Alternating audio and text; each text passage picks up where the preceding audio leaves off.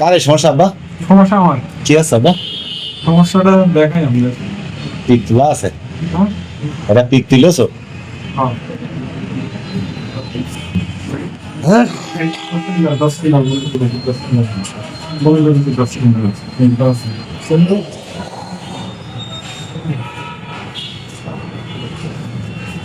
সমস্যাটা আছে এরকম।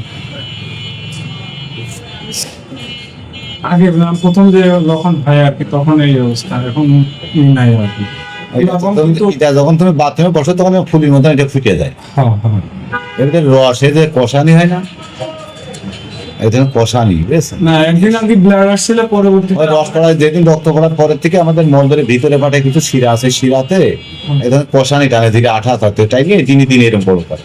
আর সমাজে মিশে যাবে না উনি, আচ্ছা ঠিক আছে। খালি আমার নিয়মের মধ্যে একটু মেনে চলবা কয়টা দিন। হ্যাঁ, ঠিক আছে। সেটা আছে 3 দিন সকালে তুমি ঘুমের থেকে উঠে বাথরুমটা করবা, বিরাজ করবা, হাত মুখ দিয়ে একদম ফ্রেশে ওষুধটা একটু নরম হাতে ঝাঁকিয়ে নিয়ে যখন খাবা তখন অবশ্যই আল্লাহর নাম নিয়ে খেতে হবে, কারণ দিন শেষে রোগ মুক্তের মালিক হচ্ছে উপরে।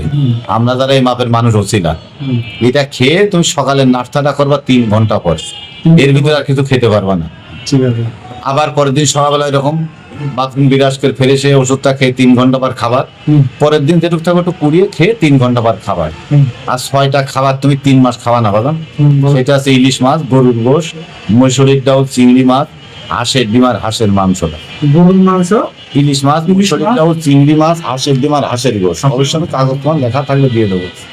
সাথে সাথে একটা কাজ করবা, তুমি ভালো খাঁটি সরষের তেল তোমাদের বাসাতে ব্যবহার করো না, ভর্তা টর্তা যে মাকে খাই আমরা, এই খাঁটি সরষের তেলটা বিছনায় শোয়ার সময় একটু আঙুলির মাথাকে নিয়ে তোমার ওই মল ধরে যে গোটা মোটা দিয়ে ওমিনদের চারিপাশে সুন্দর করে লাগিয়ে রাখবা, কারণ ওর ভিতরে যে কষানি আছে, আমার ওষুধটা খেলে কষানি বের করে দেয়। বের করে দিলে অনেক সময় আমাদের মল ধরে কিছু পশম টসম থাকে, সারা রাত ধরে বেরিয়ে বেরিয়ে শুয়ে শুয়ে লাগলে তোমার ভবিষ্যতে চুলকানি রোগ হতে পারে। এই জন্য অবশ্যই তুমি 6 দিন তেলটা ব্যবহার করবে, যাতে কষানিটা তেলে পার করলে পয়জনটা নষ্ট হয়ে যাবে, আর অন্য কিছু বিস্তারিত করার ক্ষমতা থাকবে না। এদিকটা অবশ্যই খেয়াল রাখবা।